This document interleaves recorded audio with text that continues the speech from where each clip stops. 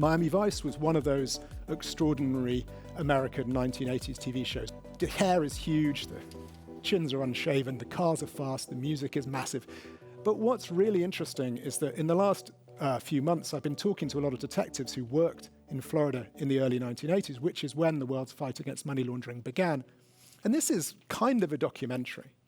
Money laundering back then was not complicated. It was a question of putting your money in a bag, taking it to a bank, handing it over, and they would put it in your account for you, or if you preferred, they would issue a cashier's check that you could put into a different bank account.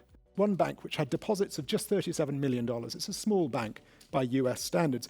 And yet in 1979, that sent $600 million to the Federal Reserve. $600 million in cash had been deposited in that bank. Is that a red flag? Well, it wasn't the only one.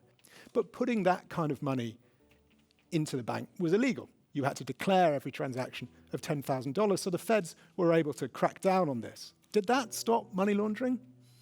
Spoiler, no, it didn't. No matter what we do, the approach that we've adopted, the criminals will always have the advantage. Law enforcement agencies do something, criminals adjust. 2 or 3 years later, law enforcement agencies try and close that loophole. Criminals instantly find another one. They are borderless in a way that police officers are not. Criminals have an advantage because they're criminals. They can share or hide as much information as they like. We need data. We need huge databases that allow us to look across borders in the same way criminals can look across borders. We need to join up the ultimate beneficial ownership databases from different countries so that we can see what is being hidden behind shell companies and chains of shell companies in multiple different places. But data isn't enough. And artificial intelligence isn't enough because criminals aren't using artificial intelligence. They're using straightforward human ingenuity. So in order to counter them, we need to use human ingenuity too. We need to be imaginative.